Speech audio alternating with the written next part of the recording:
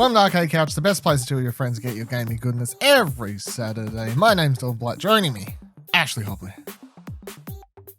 Hey Dylan, excited to be here to talk about German games conventions. I mean, I think that's the most just straight, no joke intro you've done, because that is literally all we're talking about this week. Today on the show, we're simply just going to be talking about news coming out of Gamescom, announcements from both what they end up calling it, Opening Night Live, ONL. Yeah. Opening Night Live. Opening Night Live. Geoff Keighley hosted an event. We'll talk about some stuff that's coming out inside Xbox. We'll talk about some stuff that's coming out of the Nintendo Direct. There was nothing basically from the Stadia event, so we're pretty much going to skip that because it was like, yeah, Cyberpunk's coming. He's coming to Stadia.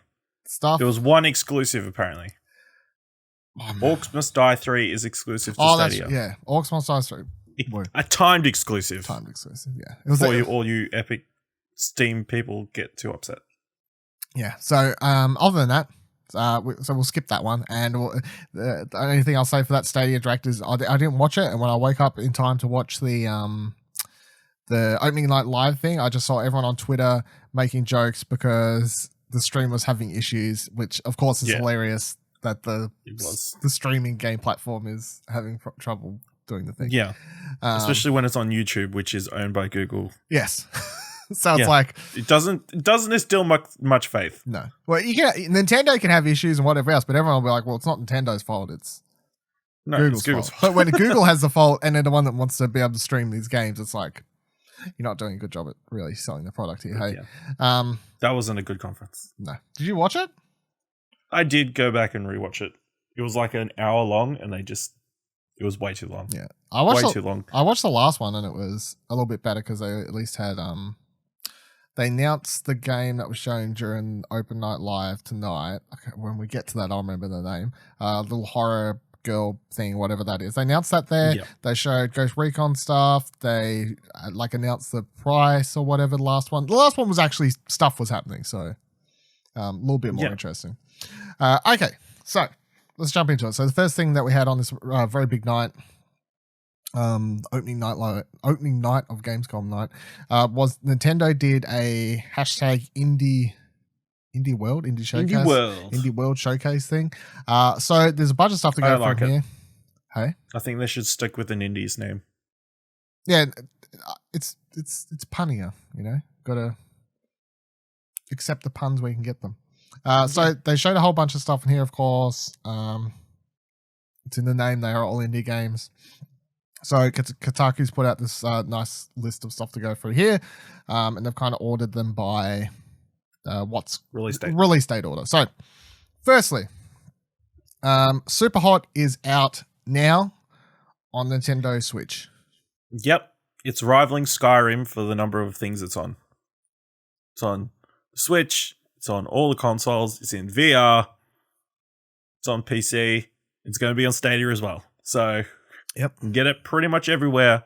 Don't know how they're going to put it on Alexa. But that's the next step. Move. Bullets coming at you. Stop. Move left. Move left. Shoot. Move left. For anyone that doesn't know what Superhot is, it's a game where, time only moves when you move, be that your hand or be that your body. So I've only actually played it in VR. I have not played the normal version, and I got to say, since I started with the VR version in PSVR, I cannot imagine playing the game in any other way and having it actually be fun. Because of course, the thing is, when you're playing it in PSVR, your whole body it becomes a game with your whole body. Like you're holding you're holding your hands up, and you're like trying to shoot, and then a bullet starts coming, and then you're like, you're moving your head, and like sometimes because I'd want time to speed up a little bit, like I'll do like some Minority Report shit where I'll start just waggling my hand around in the air because I just wanted time to move forward for an enemy to come out from behind cover or whatever else. And the idea of playing this game with a DualShock or PC mouse keyboard, whatever, doesn't super excite me, but they got a little bit of gimmicky thing with the Switch version. At least they've got gyroscope motion control stuff when you're playing in handheld mode and stuff. So sure, I mean, if all you have is a Nintendo Switch and you want to play the game anyway, then sure. But personally, not super interesting. PSVR. Yeah, I'd say VR is the way to play that game for sure. Yeah. Next thing is one of the most interesting ones that's come out of this so far. So Hotline Miami was announced for Switch as a Hotline Miami collection. So Hotline Miami 1 plus Hotline Miami 2. Now, the most interesting thing for this is, of course, in Australia. The rest of the world's just like, cool, the collection, we can play it on Switch now. That's exciting. But in Australia, as soon as it was announced, every Australian person I follow on Twitter was like, that's exciting, but surely we're not getting it. Because Hotline Miami 2 was refused classification back in the day. We never got Hotline Miami 2. In fact, when it was refused classification, the developers kind of famously were like, we'll just pirate our game. Like, just pirate it. We don't care at this stage. If you're going to ban it, just pirate it. Like, so that was pretty funny. But what's happened, and this story, of course, we're recording this one a bit quite early. The earliest I think we've ever recorded an Arcade Couch episode for. So this story might be changed by the time you're listening to it, but nonetheless, it somehow made it through the automatic classification system, and it, as of the time of recording, is actually available on the Nintendo Switch store. It's like $35 or around that price. And I presume it got its way through the automatic classification system because it's 2 games in one. So maybe it tricked the system. You know what I mean? Like, they're like, oh, Hotline Miami 1, that one's okay. And 2's just like tagging along, kind of hiding behind 1, walking through the security gate, you know, like, nothing to see here. They're walking on top of one and each other in a coat or something, you know, like they're just sneaking through the security system. I don't know. It feels like maybe someone at Nintendo screwed up and just uploaded it to the store when it wasn't supposed to be. No. Because it's gone through the classification thing and been given a refused classification again. I mean, it's listed, apparently on the listing, it's just listed as Hotline Miami. Yes. Not Hotline Miami Collection. So maybe they're like, hey, you didn't refuse classification to the collection. Yeah. It just bans the first game that we made that was fine previously.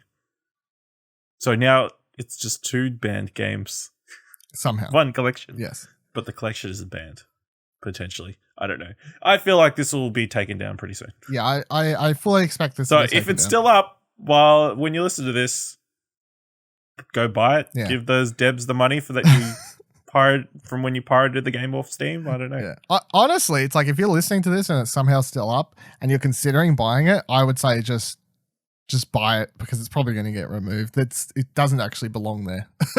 Like it should not be there as much as we want it to be, which is quite funny. So, man, classification board had a couple busy days. We'll tackle that next week for sure because I expect more to happen to that. If anyone out there's been paying attention to that, but we'll see what happens. But Hotline, we'll come back next week. Hotline Miami's banned. I'm banned on things. Red Dead's banned all of a sudden. That would be a fucking amazing thing. Anyway, so Hotline Miami 2 and 1 collection, whatever. Interesting. So next stuff is stuff that's coming out soon. Risk of Rain 2, which described here as Risk of Rain 2, a really fun co-op roguelike coming out of early access on PC earlier this year. Will hit Switch sometime in the next month. I remember seeing a trailer for this sometime at the start of the year in something. Could I tell you what it was? I don't remember. But it was definitely involved. It does sound familiar. In some show, stream, or something along those lines. But roguelike co-op thing, I thought it looked pretty cool. Will I play it? Can't say for sure, but I would be willing to check it out. It doesn't blow your socks off though. The next for those who are wondering, the difference between Risk of Rain 2 and Risk of Rain 1 is this is in 3D, whereas the first one was like a 2D pixelated one. So that was super indie. Extra dimension. Yeah, you're right. The next thing they said was Torchlight 2 is coming out for Switch on September 3rd. I think this is really, really cool. This is actually one I wouldn't mind checking out on Switch. In fact, I know it's kind of blasphemous, but I kind of prefer the Torchlight games to the Diablo games. I don't know why. It's either the art style, the design, something like that. I don't know. But I'll say this. I've played more Torchlight than I've played Diablo, so... There you go. See? We're the Arcade Couch officially Torchlight fans, not Diablo fans.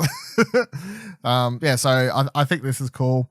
I'll be interested to see how well it runs, I suppose, because of course these games have a lot of stuff, can often lots of special abilities going off, you know what I mean, like lots of stuff happening. Would be interested to see how good the frame rate is, and I mean if it sticks to 30, cool. We just had Marvel's Ultimate Alliance launch on the Switch, and that runs pretty well. It runs okay. It runs okay. But also, but this is a 7-year-old game as well. Yeah, but the thing for Marvel Ultimate Alliance 3 is that is a Switch. That game's just a Switch game. It was it's built for the Switch. This is a port, so often that leads to worrying of like how good is the port done at I can't remember the word. Adapting it to run on a different platform. Either way, Torchlight's really cool if you like Diablo like looter RPG actiony things. Yeah. And if you get it on the Switch, you can get a pink unicorn. Yes, that's it. I nearly forgot that. I noted that down tubby too. Pink unicorn. Yes. And there was something else too. Very rotund. There's a unicorn, like Switch exclusive, and then there was a pre-order exclusive like Orc or something along those lines as well. Something. I can't remember. But either way, Switch is the platform to get it now because you get a fucking unicorn, yeah. Unicorn, yeah. The next thing that got a release date announced is Creature in the Well, the dungeon crawler with pinball mechanics, and that's coming out September 6th. I think when this came up, I saw nothing but positive things about it. Claire's been at like the PAXs and things over in the US. Anybody who's played is pretty much raving about it, so I'm pretty keen for this. Yes, I am also pretty keen for this. They announced this in a direct at the start of the year, didn't they? I feel like it was in a Kind of Funny showcase. Or was it Kind of Funny showcase? Yeah, fuck. Either way, it could have been in all of them for all we know. But yeah, every time this shows up, I do remember the first time seeing it being like, I haven't played it, but I was making jokes about that one that came out last year. Starts with Y, Yoku's Island Express, which is a Metroidvania combined with pinball. Like a side-scrolling Metroidvania combined with pinball mechanics and stuff. And I was like, okay, cool. And then they announced this. I'm like, oh, now we're doing dungeon crawlers with pinball. What is this like pinball mechanic crossover stuff happening? But pinball hasn't been utilized enough. Well, that's very true. I'm pretty keen to check this one out. I will definitely have more to say on this one.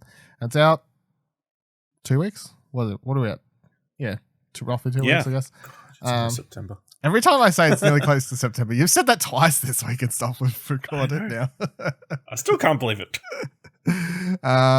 Now, next list of stuff says out this spring. What's that? Our winter? Yes? No? Fuck, I don't know. Our autumn. No, winter. Yes? Spring is our autumn, so. Oh, yeah, autumn. Okay, that does make sense because Ori's in here. Okay, yeah. This is a Kotaku Australia one. So didn't even realize. There you go. So coming soon, either way. It's fucking September. Come on. Freedom Finger, side-scrolling shooter where you steal enemies' weapons to use them against them, is out this spring. This has been seen before in either Direct or the Kind of Funny showcase. I don't remember which one either. It could have been both and or one of them. Whatever. I'm not. Could have even been Devolver. It looks like a Devolver game. It's not a Devolver game. Okay, well, as far as I'm aware, it's not that. No, and I definitely wasn't shown during the showcase because the Devolver thing at E3 this year because they didn't really show much. They showed 3-4 games, and this definitely wasn't there. I'm not super keen on this. It seems just a bit too try-hardy for, it's too try-hardy for trying to be like an adult jokes type, thing, whatever. Yeah, you got this giant finger, giving the middle finger, slamming in the enemies and stuff. I mean, if it plays cool, maybe it's better than it looks, but it kind of looks like an Adult Swim cartoon turned into a game, I guess, would be a way to describe it. And this is the one with Nolan North in it as well, isn't it? And they show that off every fucking trailer. They're like, Nolan North's in this game, buy our game. Nolan North's in our game. I'm like, okay, calm down.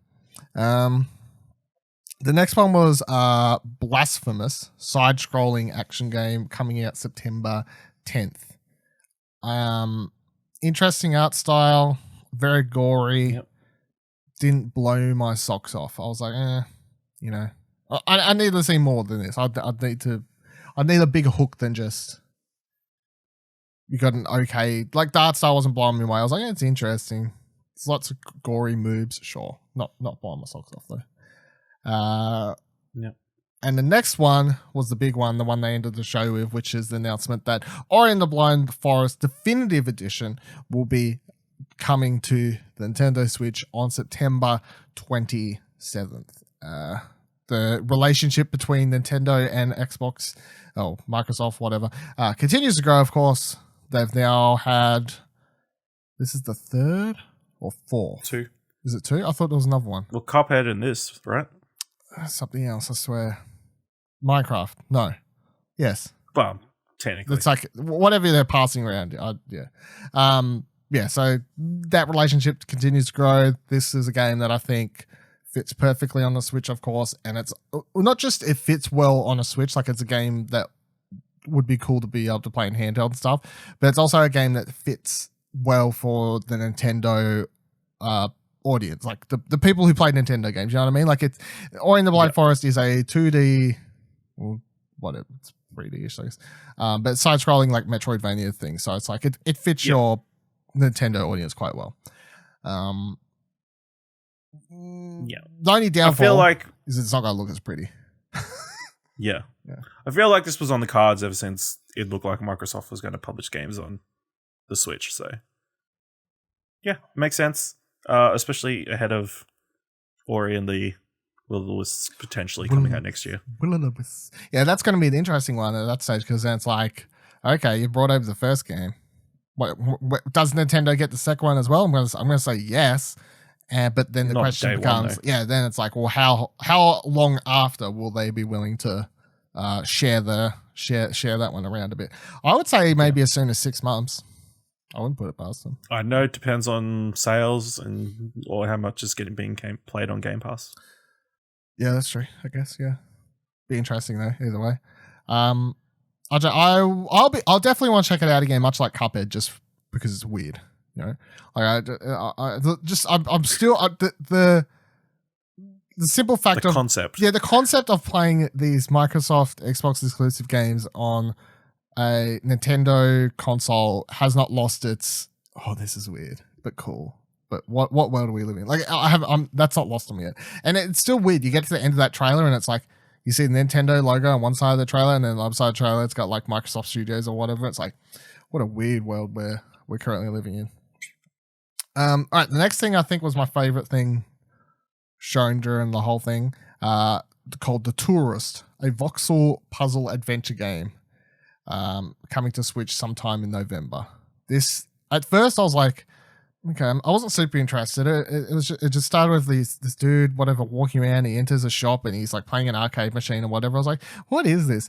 But then it shows him like going to a boat, jumps off the boat, ends up in like a bunch of dungeons. They ended up showing off a heap of variations of puzzles and what looked like boss fights and whatever else. I don't really know what the gameplay looked like a puzzle dungeon crawler. Yes. Like puzzle Zelda-esque like thing. Yes.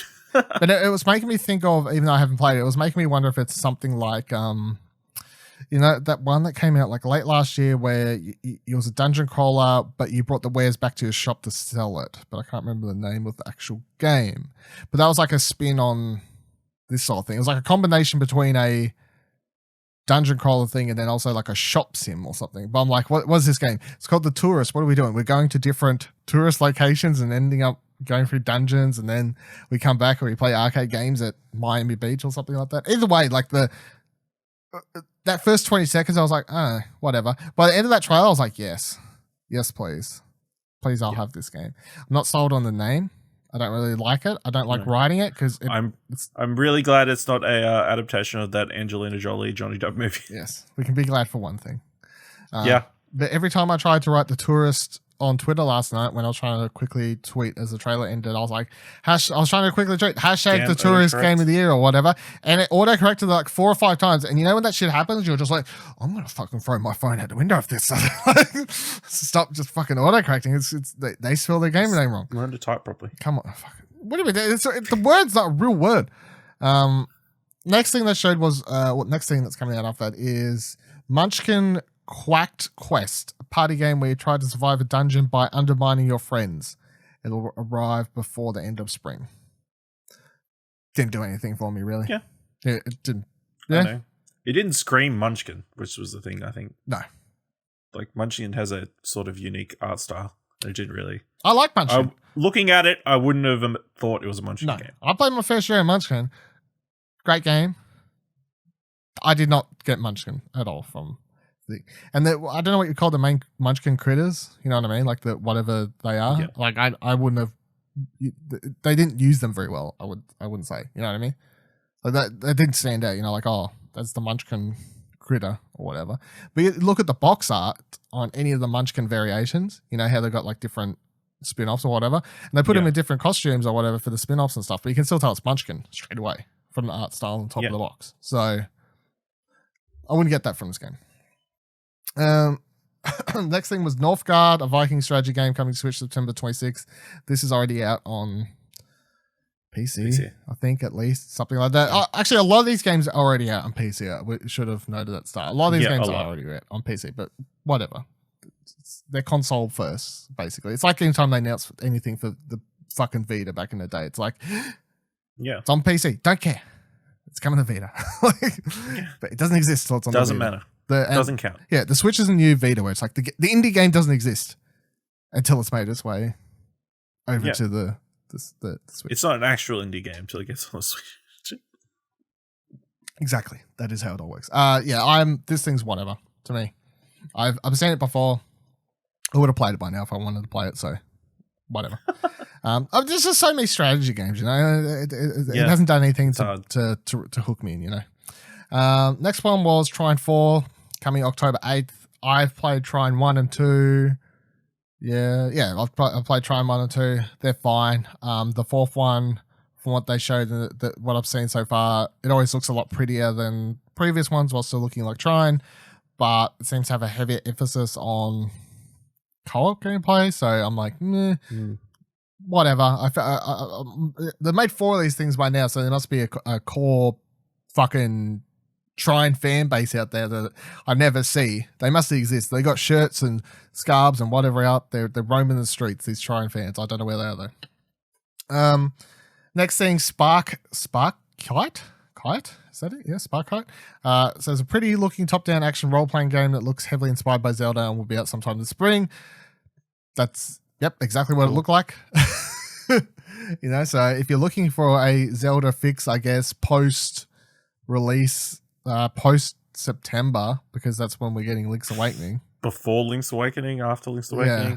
But I mean, there's not much. This is coming out sometime in spring, so Link's Awakening is out next month. So I highly doubt it's coming out before Link's Awakening. But if it comes out like a couple weeks after, it's like, you better move that release date, because you really expect people to want to buy this game like a week or two after they're playing Link's Awakening. No, you better finish releasing this December at the earliest, I would say, to be honest. Yeah. So yeah. Well, I just feel like it's such a very specific type of game. You know what I mean? It's like a Zelda type game. It's like people are going to be done with Zelda, and then, well, I mean, some people may want to play one straight after, but whatever. Maybe there's a lot of people that are going to play the remake because they're like, I've played it a billion times before and I'll skip it. To them, I say, you're crazy, because it's a cutie game. You're crazy. Next one, Cat Quest 2, coming to Switch sometime spring. I want to play the first one. I've always had the first one on my like PS4 wish list, and I've seen it cheaper on the Switch a couple times. And the only reason I've never played it on my Switch is because I do know that I presume that it's a rather easy platinum at the same time. I'm like, fuck. So I keep holding off, but I don't want to play it for the platinum, but it's like, you know, two birds with one. If the option's there to get the platinum. Yeah, two birds with one stone type thing. But this one looked like Cat Quest 1, as far as I'm aware. I don't really know, because as I said, I haven't played the first one. So nonetheless, it's a type of game that works well on the Switch, though, especially like carrying it around handheld, whatever else, because it's a go around, make friends with cats, fight cats, do things with cats. Next one is these are coming this winter. It says comedic hack and slash Skellboy lets you swap out body parts in addition to equipment, and is out December 3rd. You want to make your Twitter joke about this one? How it's it looks like the best looking skeleton game this year. Yeah. Medieval. I will not play this solely to to stand by Sir Daniel Fortescue's side. We'll see which one's higher on the sales end of the year. It's going to be Medieval. One thing you can't play Medieval on the Switch, so buy Skullboy. I'm sure it's the exact same game. No, it is not. One Finger Death Punch 2, a minimalistic fighting game, will be out December 2nd. This looked like a party game type Nidhoggy type thing. Yeah. So it wasn't. I was like, whatever. Yeah, I'm not going to play this. It kind of looked like a mobile game. A mobile game. You know, that's fine. Did you say mobile or mobile? Game. Oh, mobile. I was like, it didn't look anything like a MOBA game.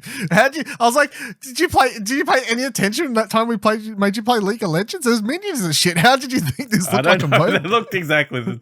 It does look MOBA-ish. Yeah. Characters. Well, yeah, I think that's just the minimalistic fighting game, the art style and whatever they're going for, I guess. The mobile style. Earth Night is a side-scrolling platform where you can fly and run along the backs of dragons while listening to a chiptune-inspired soundtrack that's coming out sometime before the end of the year. This is the weirdest fucking thing they've shown in the whole thing. Yeah. And I really want to play it. I mean, I was sold at the art straight away because it was really unique. I don't know how you describe it, like 3D art or...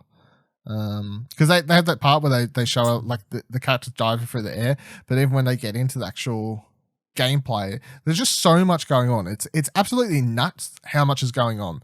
You got these characters jumping around these dragons and stuff, and there's a million and one things on the screen. But then also the backgrounds aren't static. There's like the backgrounds have like moving dragons and stuff always happening in them at the same time. So I was like, you're on a dragon that is still flying around. Yeah, I know, but I was like, there's just so much happening here. The backgrounds aren't static, there's a million and one things happening on the foreground. Stuff to do. I don't know I don't know if it's an arcadey type game where the goal is just to try and like go as far as you can, because it looked kind of like an instant runner, I guess, you know what I mean? Like you're just running along these dragons' backs, flying through the air, picking up balloons, jumping through things. I don't really know. It's so confusing, but I want to play it. Yeah. But yeah, it's definitely intriguing. You know the random thing it reminded me of? Dragon Ball Z? Yes. You know, when after spoilers, Goku dies and he goes spoilers to the afterlife. Yes. And he's running on the snake path. Yes. The snake road. That's what it's like. Don't worry, I had the same thought. It's okay. I'm sure anyone who's watched Dragon Ball Z had the same Anyone who's watched Dragon Ball Z got the same thing. Also, the music was really good. I saw a lot of people in the YouTube, because I was watching on YouTube, the YouTube chat section was like, this game looks like trash, but it has good music. Like, I was like, oh, the trolls are coming back around. They're at least learning to put compliments at the end of their thing now. They know a good thing when it's there. Yeah.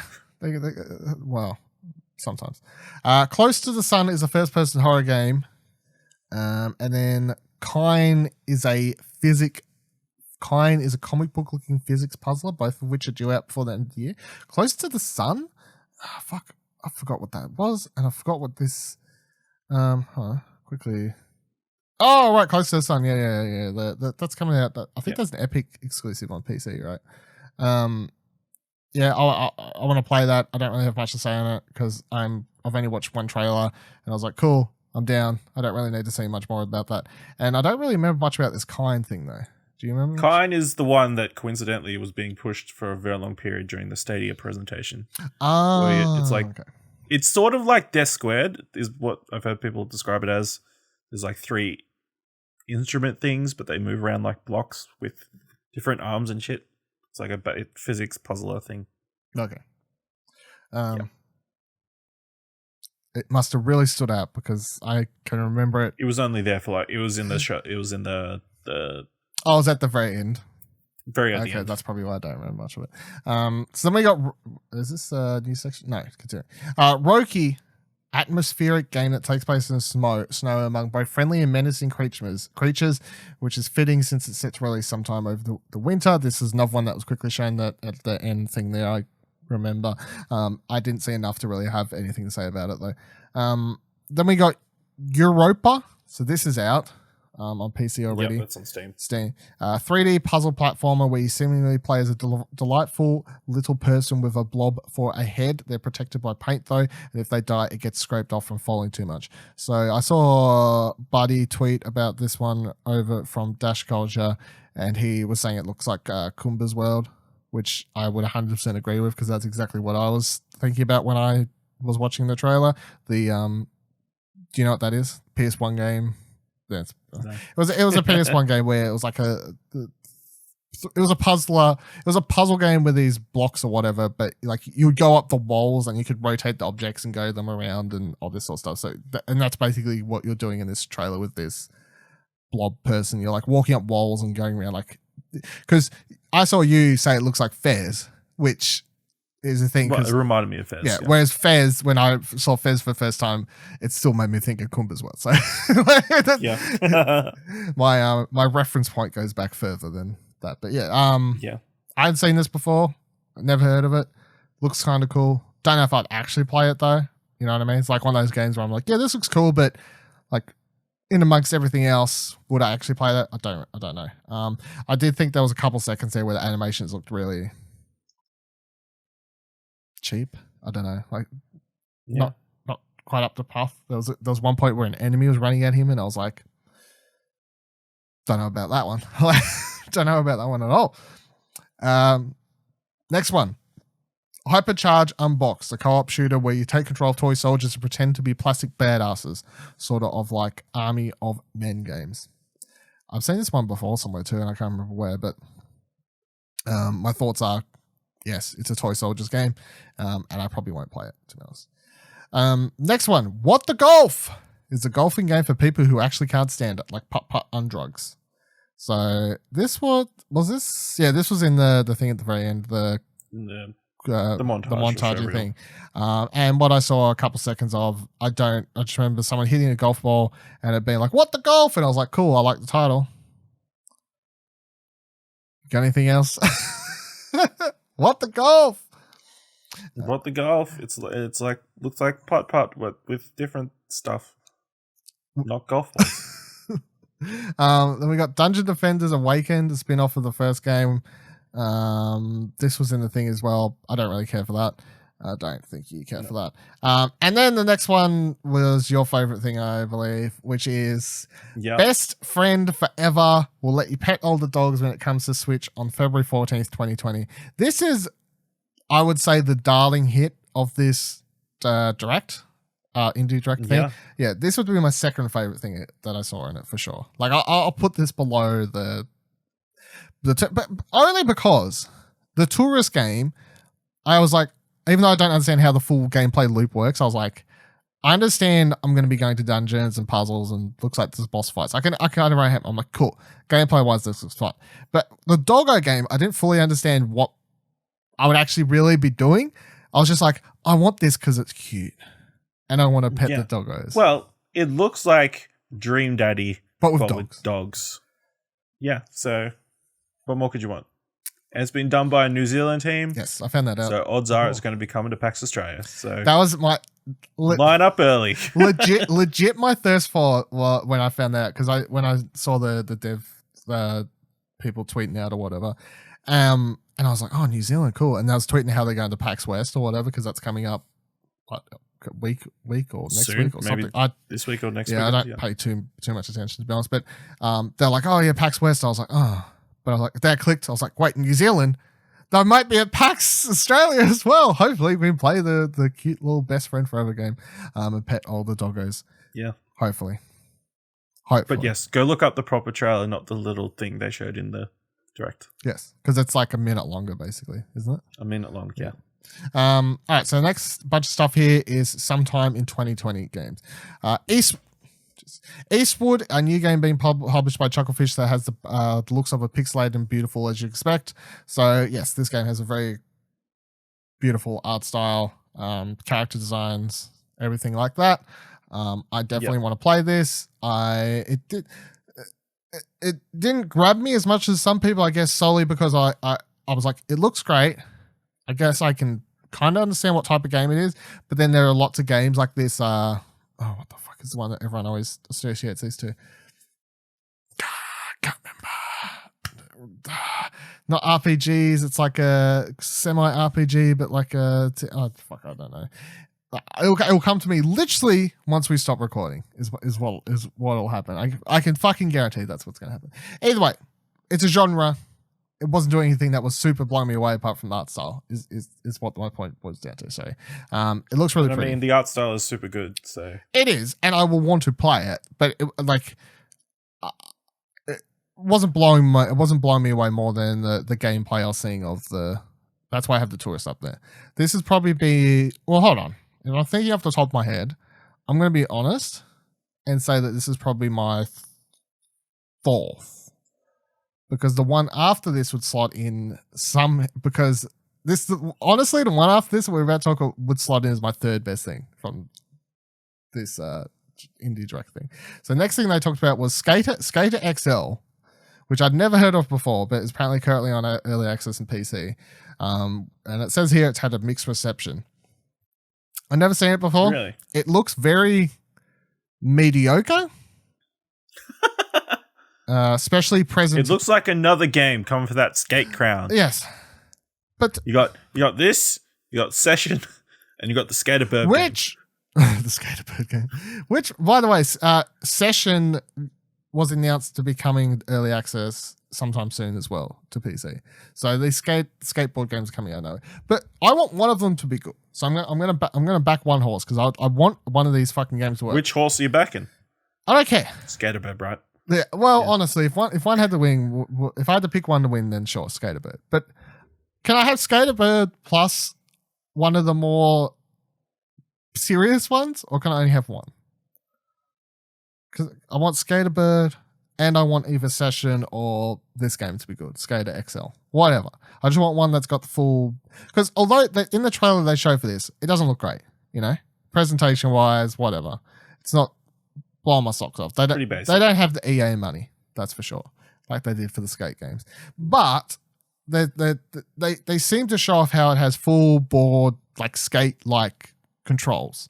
So if that is true, and it doesn't look too fancy, but it actually controls and plays well, I'm willing to take the loss on the graphics, however you want to put it, for decent playing game.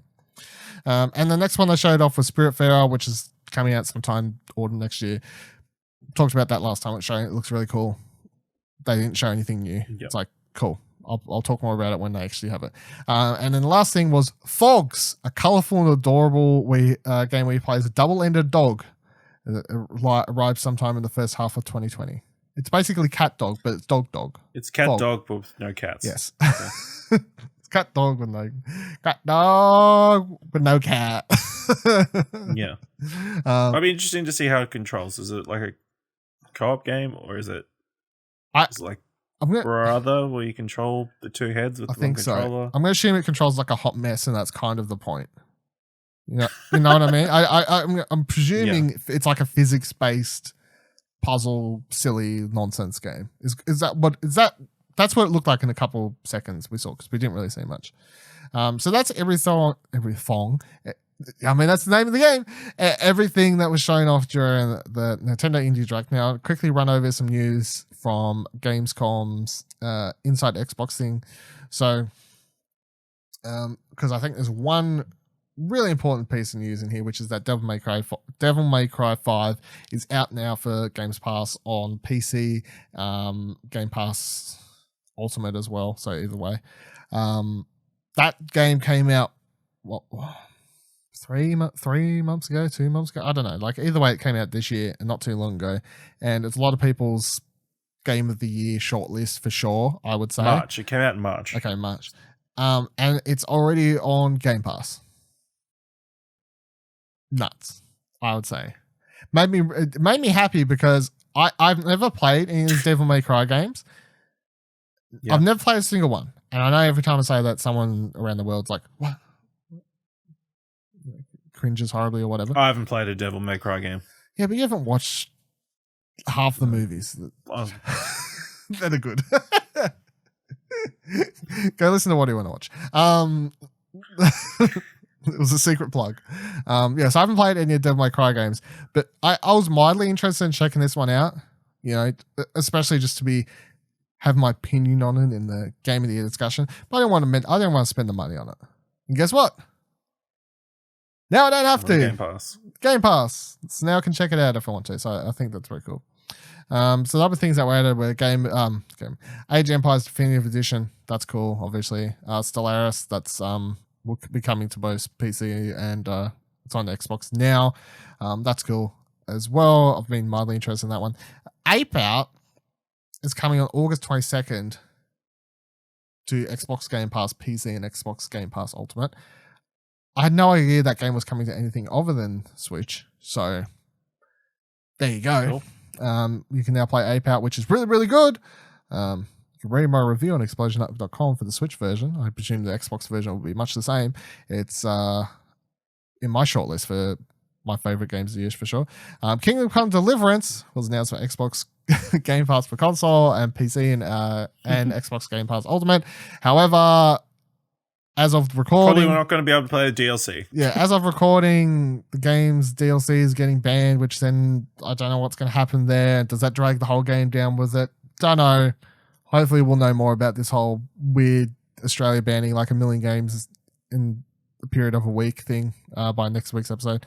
Bard's Tale 4 is coming out later during the month. Cool. I think they had 1, 2, 3 during E3. Yeah, I think they had 1, 2, 3 during E3 or something like that. And then they announced that August 30th, Blair Witch Project is going to be on Games Pass as well, which is cool because I don't know. It's cool because it's Blair Witch Project. I want to play it. Makes sense. I watched. They did have a trailer for it during this thing. The trailer was very cool. I'm pretty fucking keen to play it.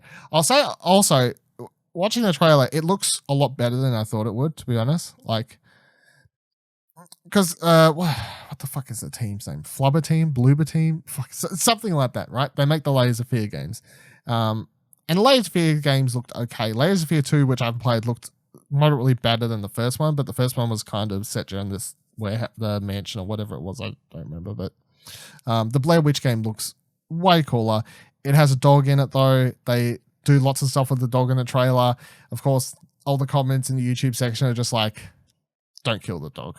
Don't kill the dog. Don't kill the dog. So we'll see what happens. It looks like Blair Witch. It looks freaky. It looks scary. I'm excited to play it, and it's coming to Game Pass, so it's very cool. Then they also announced that Age of Empires 2 Definitive Edition is coming out November 14th, and get that for Xbox Game Pass for PC, which includes the 4K remaster complete with brand new campaign, old expansions, and content from the original release.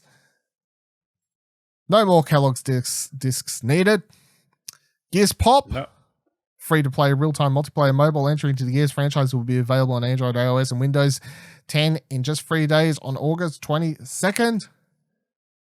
We talked about it on a previous episode of Arcade Couch. Somehow Ash has already played it. He hacked into the system. He's like, I already finished it. Remember that early release in Australia, I guess? Played it already. Yeah, play test it, yeah. It keeps happening. Did it for the Harry Potter thing as well. People like, the game's out. We're like, we talked about it a month ago. Yeah, they announced some PUBG news, but honestly, who cares about that? Who fucking cares? Let's be honest. Yeah. Then they showed 4v4 stuff for Ghost Recon, which looked like mildly interesting, I guess. But I'm like, is that game really a PvP thing? It's more of a PvE thing. Then they showed a Wasteland 3 trailer.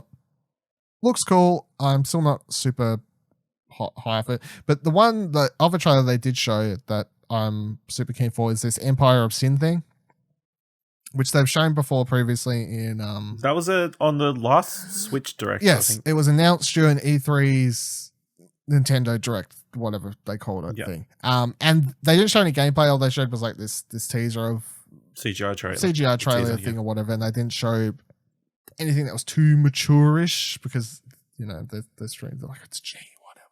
But in this, it shows off basically what is a tactical RPG game or whatever you want to call it, but then seems to have a combination of business sim stuff. I don't know what you want to call it. It seems like you'll be going around shaking down businesses in this 1920s Chicago setting, taking over the city, so you start earning money. Maybe you can upgrade stuff and whatever else, assign certain people to run certain places, do this sort of thing, whatever you want to call that, a management type game. But then the gameplay is, you got a team of people, you can assign them weapons. This person has a Molotov, they could put Molotovs, this person has a pistol, this person has a shotgun, whatever, and it's your kind of typical top-down strategy RPG stuff is what it seems. So I love 1920s or 1930s, 40s, 50s, whatever. This whole period of, gangster, the mafia era stuff. Fucking love that period of stuff. So I'm kind of sold at the setting as it is. This trailer really sells it's got the very Godfather type guy giving a speech over it and whatever else. And like RPG games, strategy RPG games, if it is like you can upgrade and earn money and it's like that simmy aspect stuff and whatever else is happening. So I think this really cool. This looks really, really cool. Are you keen for this one at all? Or yeah, I am keen for it. I remember seeing it back at E3 and it was definitely a game that was on my radar. So waiting for next year, I guess. Yeah.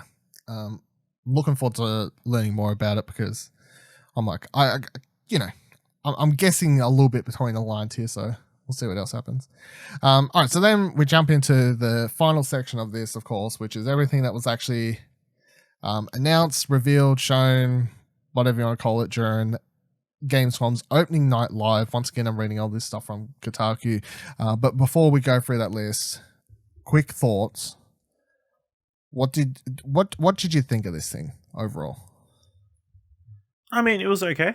It was a fun 2-hour thing of game trailers, and Geoff Keighley's a solid host. The stage was weird.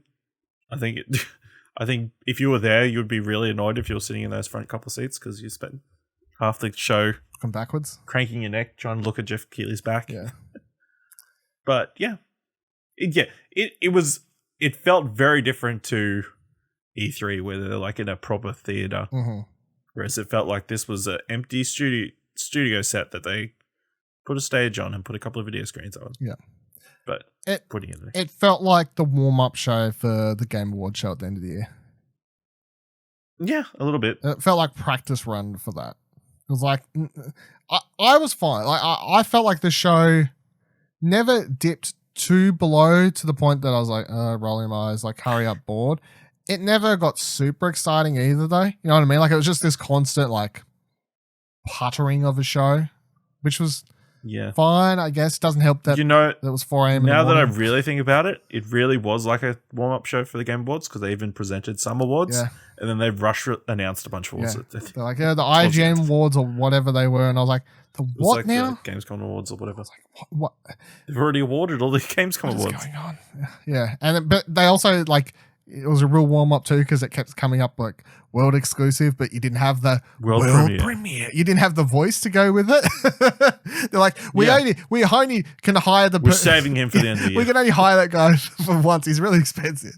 Gotta save it for the end. He actually says it each time. It's not an audio bite. It doesn't copy every single one. It's like Vin Diesel with Groot. You gotta record each version of the line. I mean, it was fine. If they did another one next year, I'd be like, okay, cool. It's interesting, of course, just from a point of view where it's like Gamescom went to Geoff Keighley and was like, hey, can you come do a show for us? So it's like Gamescom's trying to step up, and Gamescom's, of course. Tell you what, Gamescom might be the premier gaming convention by this time next year. I think they very much might be because E3 might be shutting down. Also, B, even if they don't shut down, it's like this show's kind of off to a big bang. A lot of people who maybe don't give two shits about Gamescom usually have tuned into this event because of this show. And then also next year Gamescom is extending. They're doing the one in Singapore as well. So it's like just 1,000,001 Gamescom shows all over the place. All right, so let's run through stuff that they've got here. So the first thing they've got listed here is Erica, an interactive thriller, a live-action PlayStation 4 game announced in 2017 for PlayLink, which, by the way, if you want to go back and listen to this week's episode of Platinum Explosion, did briefly talk about how this might be getting revealed because the trophy list was up. Called it. It was originally revealed for the PlayLink system, the system where multiple players use their phones to control a game. It is available now. It was a shadow drop, which is what I thought was going to happen as well.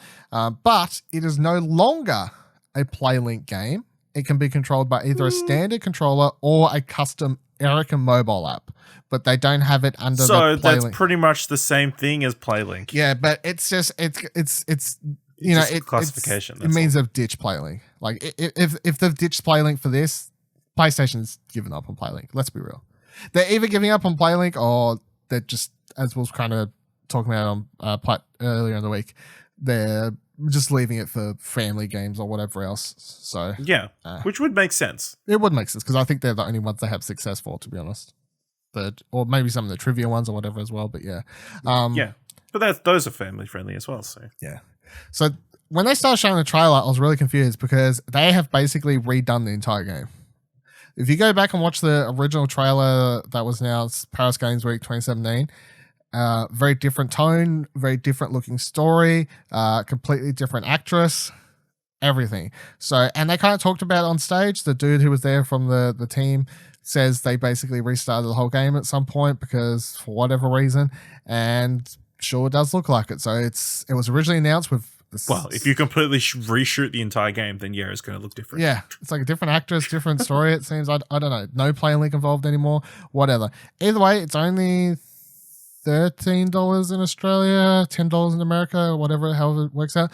It's fucking nothing. It's chump change to chuck at this. And it was a shadow drop. So I'm going to presume a lot of people will probably actually just pick it up because there's nothing coming out on like PlayStation exclusive at the moment.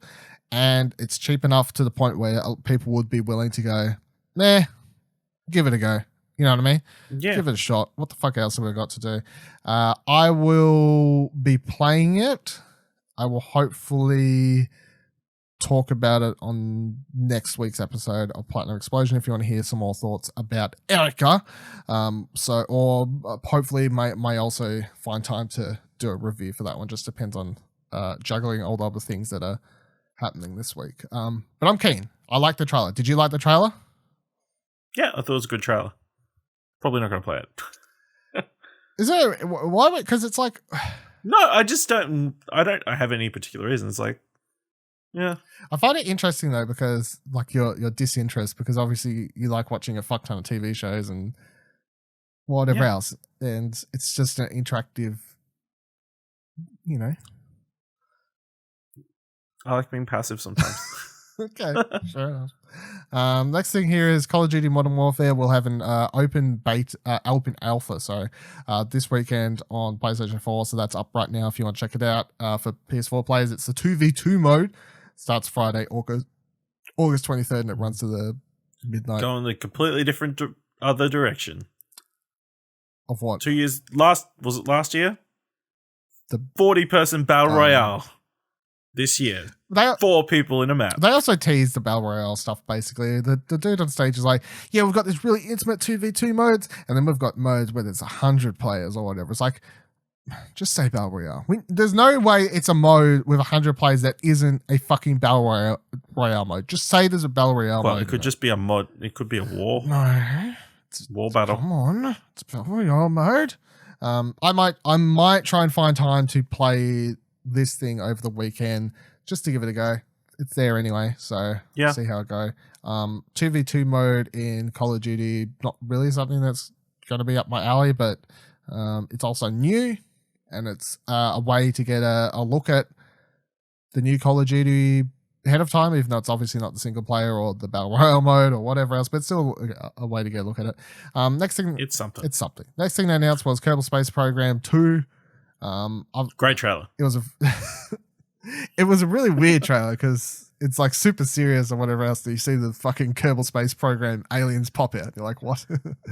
It's like you could take some of those shots and put them in Interstellar or Moon or Gravity. Yeah.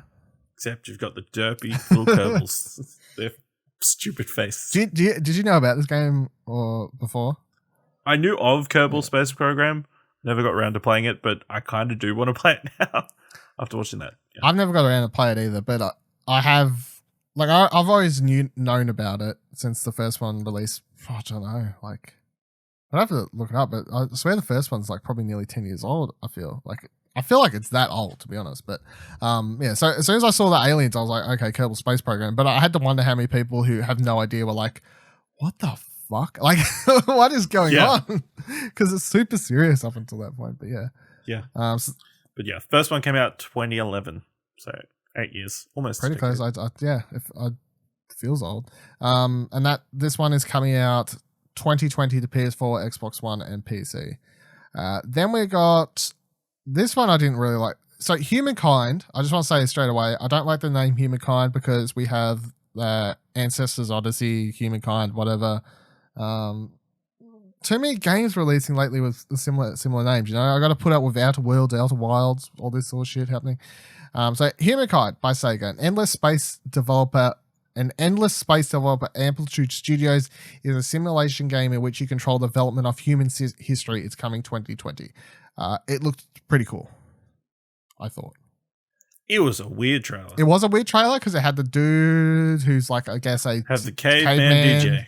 He's playing like music or whatever, and then it goes over the world and stuff like that. But it looked very, I don't know what the right word would be. Like there's a lot happening, you know, very vast with how much control you're going to have over sections and how much stuff you're going to be able to build and whatever else. I don't know. Like I was mildly intrigued, to be honest. And I feel like for these types of games, it takes a special something to kind of make me go, And there's actually another one in here we'll get to later that had me go, I kind of want to check that out because I was interested as well. But like, you know, like whenever the Tropico games come out, there's just something about Tropico that I'm like, don't care. You know what I mean? Like it just something with these strategy, simulation, whatever you want to call them type games. Then we got a trailer for Little Nightmares 2. It was a cool trailer. Basically, it made me want to play the first Little Nightmares because I still haven't played it. So you must be super excited for Little Nightmares 2. Not really. Yeah, kind of didn't think that. I like the trailer. I was always interested in the first one. So it's hard to get excited about a sequel because obviously maybe they're teasing stuff that I'd know more about if I played the first one, I guess. But it certainly made me want to go. It certainly made me go, I should actually maybe find the time to go play the first one. But Little Nightmares 2 is coming 2020, PS4, Xbox, Switch, PC, all the fucking places. Then they announced, I had never heard this game. Geoff Keighley's like, oh, you know, the classic game. I'm like, I've never heard of this. Comanche? Is that it? Yeah, Comanche? Comanche. Yeah. Last seen in 2001 is coming back from THQ Nordic, of course, as a team-based online game. It will go into alpha and beta testing this year and early access in early 2020. So it's a helicopter shooter. Yes? Yeah. So it used to be like an old PC helicopter sim game, sort of. Yeah. This like action sim. This did nothing for me. You? Nope. Yep. Okay. So then they showed. I'd be intrigued to find out Nick's opinion. I'm sure Nick's like, or whether he does he have a bias against helicopters? Maybe he does. Maybe he's only in for them jet planes. Like, no, just planes. Nah. No helicopters. You give me those thrusters. Helicopters are for pussies.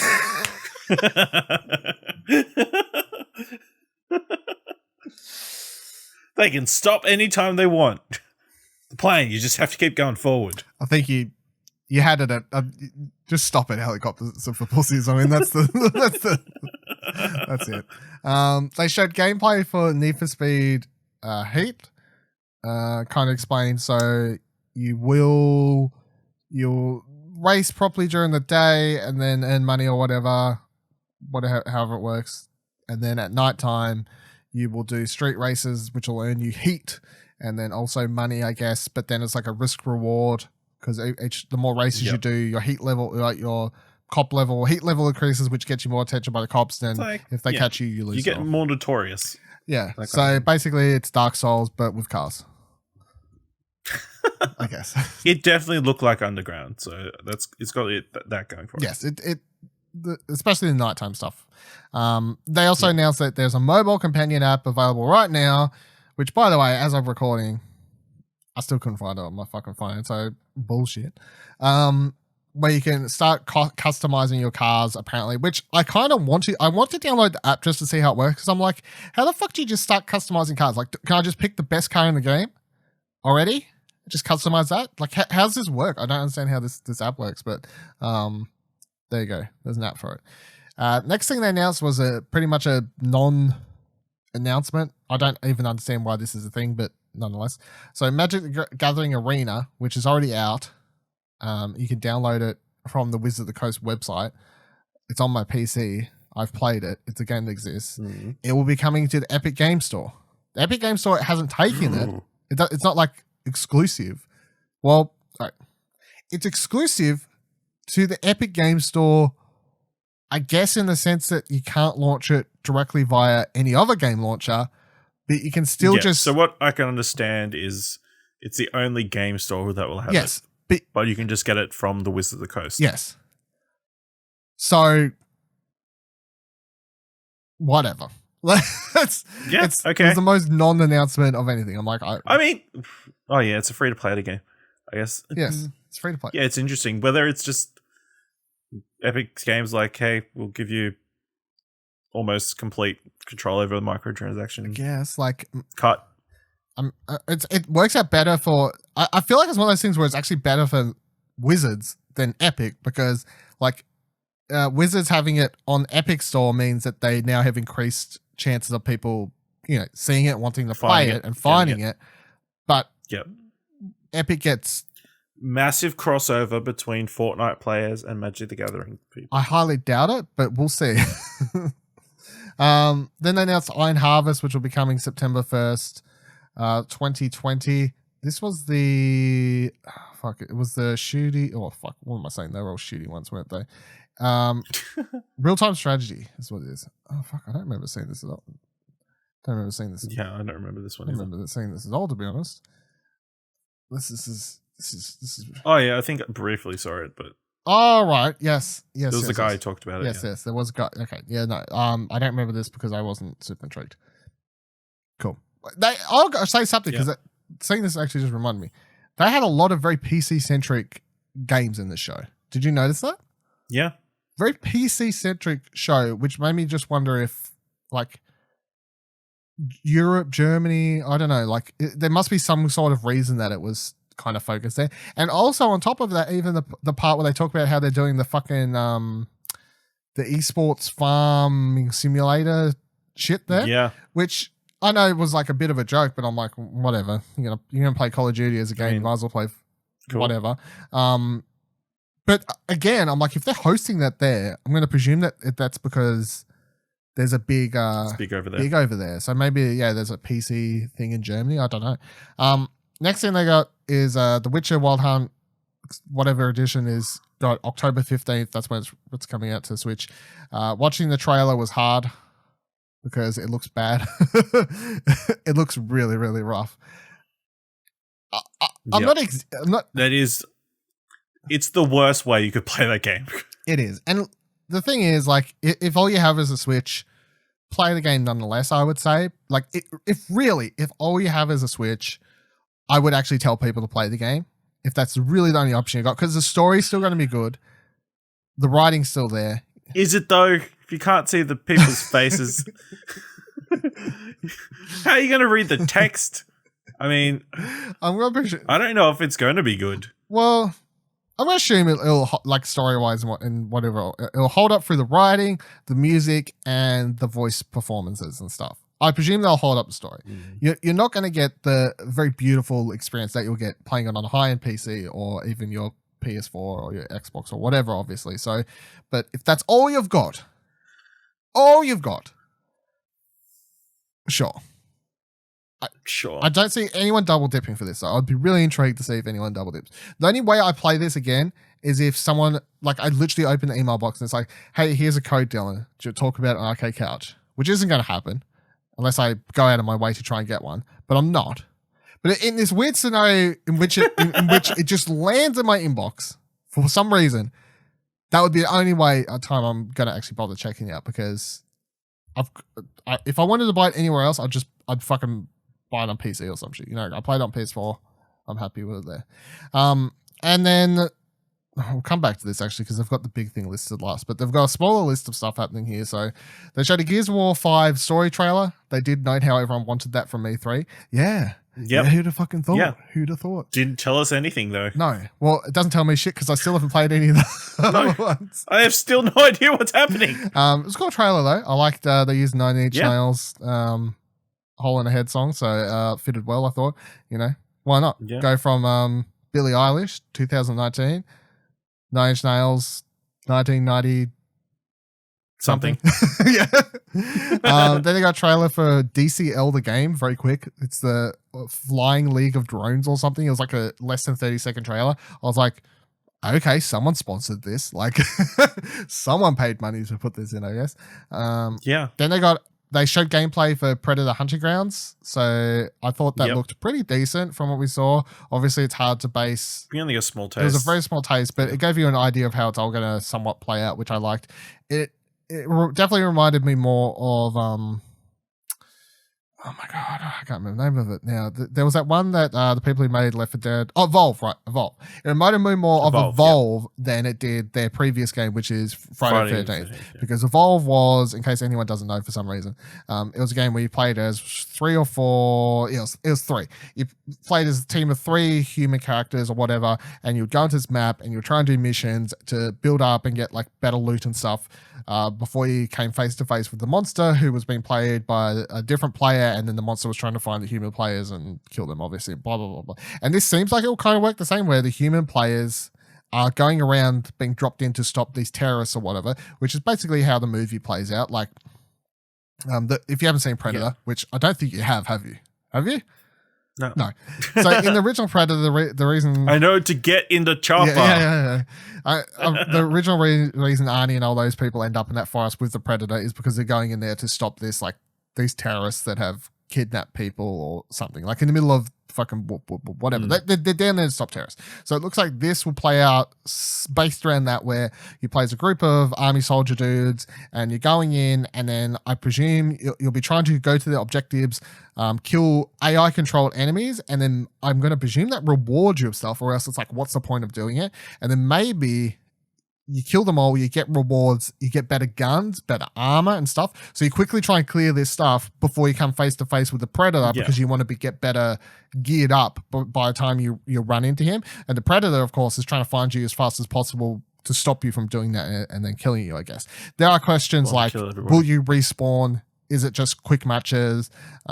There's still lots of questions, but I'm super intrigued. Yeah. I like the Predator movies. I like Predator as a property. We had a lot of fun with Friday 13th. I think they've got more money now, this team, to do this game, because it's been backed by Sony and Fox's game studio division, which they've set up one as well for stuff. So I think that this is going to work out better for them than Friday the 13th. I'm definitely keen to see more.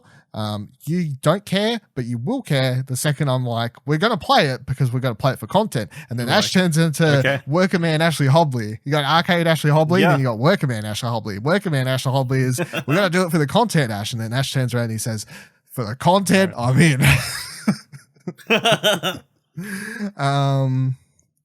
Next thing they showed was the Monster Hunter World Iceborne expansion trailer. I can't believe how much, because I haven't played this, neither of us played this, how much like cinematic, like people talking and stuff. I really didn't think there was that much of that in that game. Did you? Did you know this? Nope. There was so much like cutscene-y stuff. I thought there was cat dudes and then just big creatures. Yeah, I mean, apparently it's more than that. It didn't make me want to play it, but I was like, there's a lot more story here than I'd previously had encountered or thought, Yep. Next thing they showed was the Cycle. Is the Cycle the one that's in beta or whatever? It looks like Apex Legends, but with AI enemies. Oh, right, yes. And you got the yes. motorbikes things, or light bikes from Tron, it looked like. This didn't do much for me at all, because I was quite confused about exactly what the go was, And again, they said you'd have to play it, but it is currently on EA, the Epic Game Store, for free at the moment. So I think it's free to play. They didn't really specify. It's on there. I might have to check it out. I find it interesting because it's done by I can't remember the dev studio's name, but it's done by the people that did Spec Ops: The Line. Yes. So it's like big, like a game that a lot of people point to as like, look what this game did for twisting narrative and what you expect out of this type of game story. And now they've like made a PvE, VE, whatever thing that's free to play and stuff. It's like, okay, sure. Jaeger. That's the studio. Jaeger. Like the Titans from Titanfall. Then they showed a trailer for Life is Strange 2. I absolutely ate this up. I know I'm obviously, like, if you don't care about Life is Strange 2, then this trailer was obviously doing nothing for you. But this is our first look we've had at it, and I was getting super excited. Spoilery as fuck. Yeah, but that's a problem for this. You haven't played the first 3 episodes? Yeah. How do you advertise shit like this without spoilers? You know, that's a problem. There has to be a line at some point, and you just never show that kid's face. Yeah. Well, so at this stage, I'm like, they've shown a trailer for it. I'm going to talk about Life is Strange 2 spoilers quite quickly here, just to go over this. So if you want to skip forward a minute, whatever. Because it had me like, oh my God, because when me and Nick did the last episode of Beyond Australia, we spent a lot of time, like, the previous episode ends with like this big massive attack, like this thing happens, right? I don't want to spoil too much, but Will's both like, he's fucking lost his eye. Like, they don't show you for sure, but it looks fucked up, right? And they show you pretty close up. Yeah. And me and Nick were both like, that dude's lost his eye. And then at the end of every episode of Life is Strange, they have like a little mini teaser for the next episode, and all it showed was this character way off in the distance walking down a highway. So then we were like, me and Nick spent a lot of time back and forth being like, trying to work out which character it is and what's happening, and we ended up in this whole theory where like the brothers are going to end up separated, and maybe you'll switch back and forth between playing them. Maybe you'll only play as one of the brothers. Maybe the fucking brother who's lost his eye like escapes from prison or some shit like that, and we see him in the hospital in this, and also other things. So it makes me wonder. But I don't know. Either way, as someone who's does an entire show about this thing, I was like getting answers to a lot of stuff finally, and I'm like, oh. And also at the end of the trailer, you see a woman's voice come in and say hello, which I'm presuming is his mum, because that is a character we have not yet met in the series, but is potentially going to hold quite a big moment, because his mum, spoilers, his mum left them when they were quite young, and she just went up and left them for some reason, and we're always like, why did the mum get up and leave them?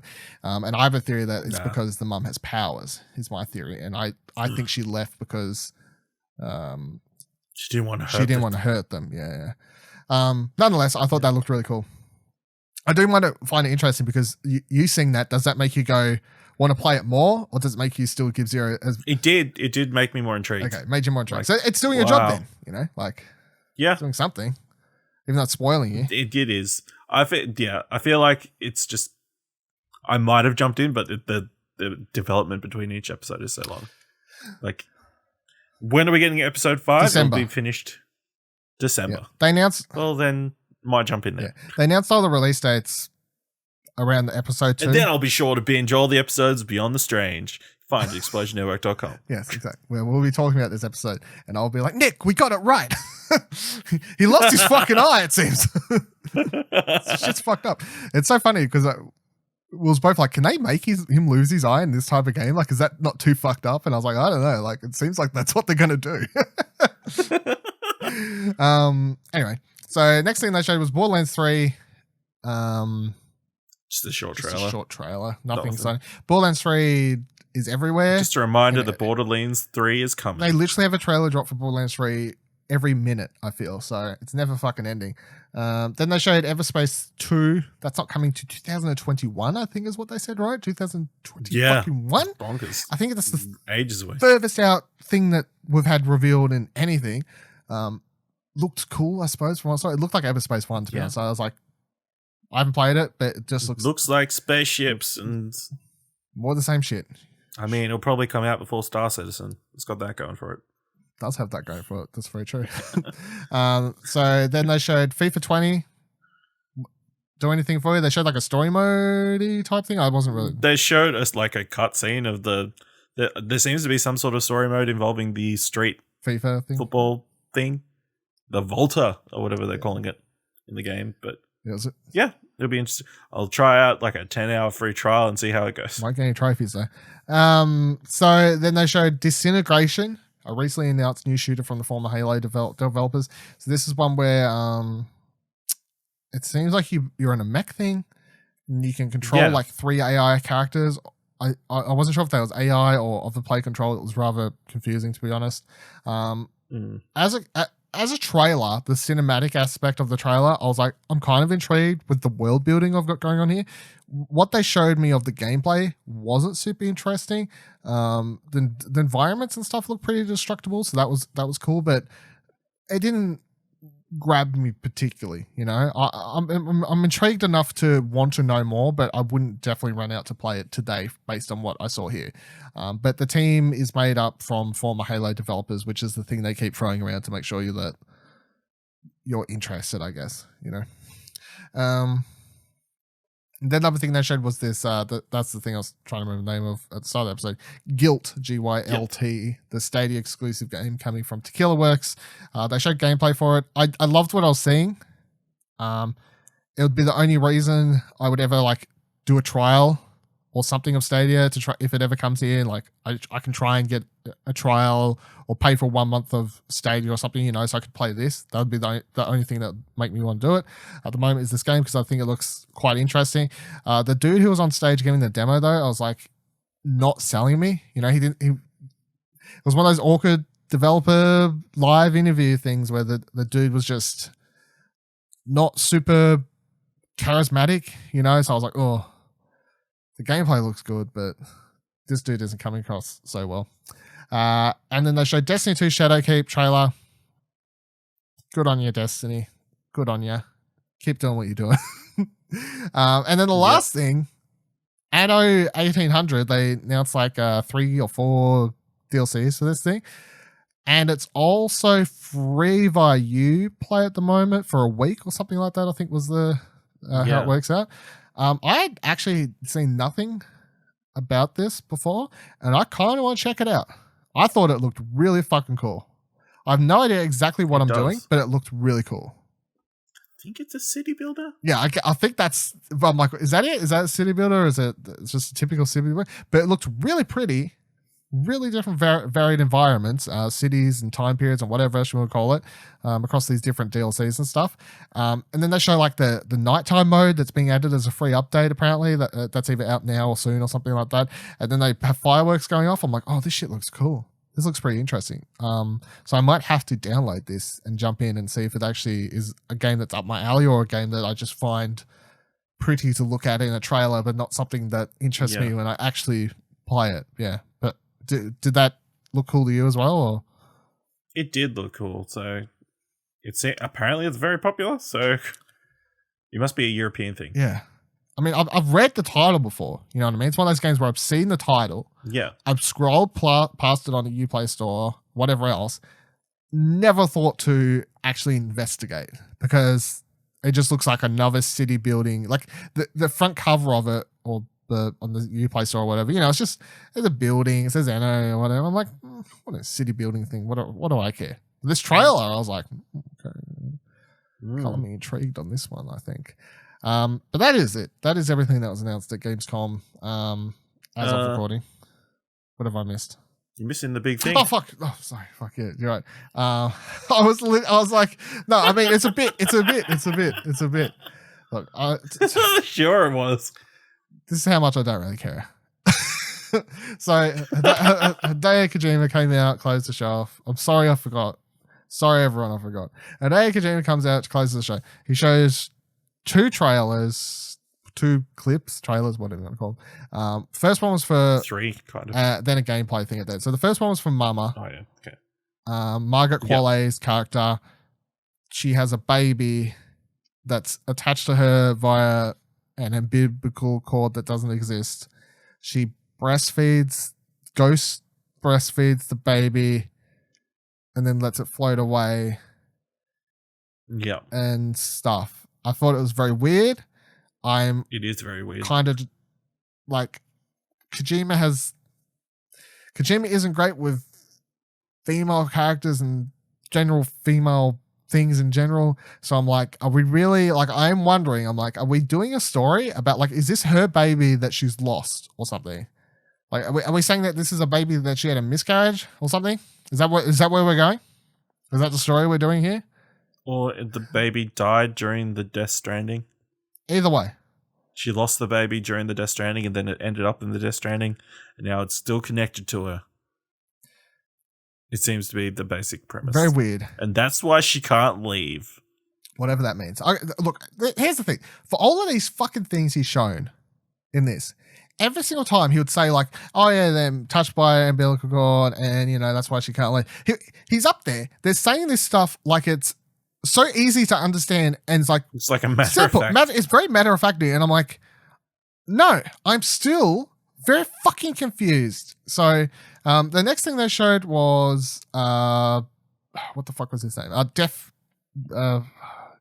Dead Man. Dead Man, right? Guillermo del Everybody ends Toro's in man. character thing that he's not actually voicing. This, once again, they explain it very matter of factly, and I'm like, I still have no fuck. I feel like I'm watching a lot, but I still have no idea what the fuck I'm actually looking at. So Norman Reedus' character comes in, he takes off his baby, they put it into a computer thing, they install a fucking new firmware update on it or something along those lines. And then Guillermo del Toro talks about how, babies don't get attached to it. You may have to kill it one day, get a new baby. We get babies out of fucking 3D printers. I have no idea. It was a lot of it was an info dump, and I didn't pay full attention to it. It's like, what is going on? And then the gameplay starts off. You have to wake up. Fucking Norman Reedus is sleeping on the ground, hat on, sunglasses on. He wakes up. They then go through a menu to activate urination, and then he pisses all over the place. And I'm like, I don't know. Am I not the target? I just must be a target audience, because I'm like, I don't think this is like, maybe it is funny It's important. He urinated, and then you saw a mushroom come up off the ground where he urinated. And then later, he literally explains that if all the players all urinate in the same spot, something special will happen. Yeah. Connections. Of piss. Through urination. Urine is talking about how, urine. I don't know. I'm like, are you really? Like, I can take the piss mechanic. I enjoyed that he spent a good minute explaining how you couldn't move the camera so you could see Norman Reedus' penis. This is the first gameplay we've got since that brief trailer that showed ladders and stuff quite some time ago. And the first thing we see is a man pissing on the ground and then forming a fucking shroom. With a baby. With a baby attached to him. Sunglasses on and hat. What the fuck? With a massive backpack, is this fucking game? It gets worse or better. I don't know. However you want to view it. I don't know. He walks up a hill, stumbles over some rocks. I saw some frame rate drops. I don't know if that was just the stream or the actual game, but it still looked like there was some frame rate drops happening here. Once again, the big open world of whatever the fuck. Then he puts out his magical ladder, climbs up this big thing, and then he enters this little tent thing or what base thing, whatever you call it. And, who's in there? Geoff fucking Keighley, everyone. He's been hologram Geoff Keighley has been scanned into the game, and then pretty much for the next 10 minutes. Hold on, I need to pause for 1 sec, because the sin. I think that the reason I didn't like anything I was watching here is because before Hideo came out, they showed a video that just made me cringe so hard that my nose did a backflip, which was that Geoff Keighley edited together. Because you find out later on Twitter, he edited this Geoff video. Keighley personally. He put together this fucking love letter video of like him at the Game Awards a couple of years ago saying about Hideo, and then all these people saying like Hideo's the best, and Norman Reedus being like, he put together this love montage to Hideo before Hideo comes out. And I'm like, why? What? There's something, I'm honestly, and I don't know, maybe I'm being cynical. I'm at the point with the Hideo. There's something weird here. There's something weird going on with this Hideo stuff, right? I understand that he's one of the most popular game makers of our time. Whatever. I understand. I'm reaching a point, though, where it's too much. I'm reaching a point where the godlike praise that this guy is receiving is weirding me out. I'm going to be honest. It is weirding me out. This montage was weird. The fact that they showed that when he's talking up on stage, they cut the shots and people are fucking taking selfies on the stage in front of him. Are you kidding me? I didn't. Well, if you go back to RTX all those years ago when we first met, like people would come around and ask that we were applauding when he was walking to the studio, the stage. So, I mean, maybe he's very demanding and wants everybody, you know? Maybe he is. Or maybe people just treat him with kitty gloves. I don't know. But yeah, it's interesting. It is interesting. And I don't think there's something weird. It's just because, look, no one understands this game. If anyone listening or watching, whatever it is, if you can tell me you understand what this game is, fuck you, you're wrong. Okay? No one understands what the fuck this game is about. Oh, it's about connecting. It's a delivery game about connecting. Good for you, all right? Yeah. No one understands what this game is, and everyone's acting like it's going to be Game of the Year, which isn't anything new. People act like all sorts of games are going to be Game of the Year. Hashtag Celeste DLC Game of the Year, whatever. Hashtag fucking Fist Game of the Year. But the way everyone's like, you've created a masterpiece, and he's getting these montages, and he's being brought out everywhere. They're like literally celebrating. They're clapping him for coming out, for making his way to the show, and he comes out, and once again, he's like, we're in the period of crunch right now, which... like we had this whole discussion, this thread on Twitter a couple weeks ago when I brought that up, and Paul and whoever else jumps into the thread, and they're trying to say, mistranslation. I don't care if it's a mistranslation. It could be a mistranslation. Yeah, you have the dude on stage being like, we're in the period of crunch, but I've come over here for a holiday while the dev team's back there making the game. And then I think the cherry on the cake for me for this whole thing that really made me not like the entire Hideo segment, to be honest, is at the end where Geoff Keighley says something along the lines of, I will misquote this, but it is something along the lines of, he finishes by saying, thank you, Hideo. He's finishing up the game right now, or something. He says he's finishing up the game. You know what I mean? Like singular, he's finishing up the game right now. There is no time during this whole fucking thing that anyone ever mentions the fact that there are X 150, however many, 200, I don't know how big their team is, right? It doesn't matter. They fucking act like this dude's making this game by himself. You know? I think it's just Geoff Keighley is very smitten with Hideo Kojima. I find it very guy weird. Love, man. I understand, and to a degree, I've never had never had a problem. It was fun to begin with, but I'm now at the stage where I'm like, it is weird. I've had too much of it. It's weird. Okay, yeah, you're out here. You're now scanned into the game. Yeah. Hideo's here. Everyone, you should thank him for coming all this way. Even though he's finishing up the game, he's working so hard. He's left the rest of the fucking team to finish the game. Okay? To come here. There are other people working on the game. Why are we saying what's he gonna, how's he gonna, he doesn't know how to get rid of all the bugs. No, that's probably at the stage of the game making they're at right now. It's just... Game's probably about to go gold. Somewhat... Doesn't need to be there. Anytime you see most of the big people, who would you consider of the big game makers that win awards? Like, what's his fuck? Miyamoto. No, I was about to say, what's it? Cory Barlog. Yeah, So Cory Barlog, anytime he came out for award, if any one of the presenters ever said something like, you did a great job with this game, he would always like semi-autocorrect, and he would turn it around and be like, yeah, I want to thank the team. The rest of back home, you know what I mean? He would always fucking clap back and have enough to say. Not once have I ever seen Hideo ever correct anyone and be like, thank you, Geoff. I just want to say, though, the team is still back in, I don't know exactly where they're...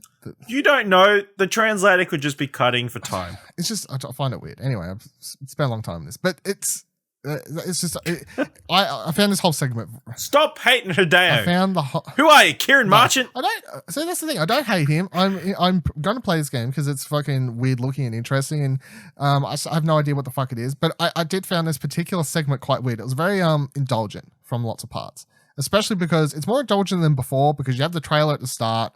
You then have the fact that Jeff's in the fucking trailer. The gameplay. And the whole gameplay segment revolves around basically Geoff being in it. They then spend ages talking about how Geoff came in years ago and got scanned into it. They then basically rub each other's back, and it ends with him being like, oh, Hideo's here, good job. You're making the game while you're by yourself. It was just too many for me. I got weird. It got weird. I didn't like it by the end of it. Geoff's just trying to get it in as much as he can before the game comes out. Then he'll just have one Game Awards where he gives Hideo a bunch of Game Awards, and then Hideo will go away for another 10 years working on his next game. What's Geoff Keighley going to do then? He's going to have the empty place in his heart. I don't know. Go back to sitting in front of Mountain Dew and Cheezos. And also that the Mama trailer I found quite weird too. So I just think overall there was just so many things that for me personally, I was like, this is weird. This is weird. That was cringy. It's Death Stranding. It's meant to be weird. That fucking YouTube fan edit Geoff Keighley video that this started with, that's fucking cringy as fuck. I never want to see that ever again in my life. I nearly turned off because it was that cringy.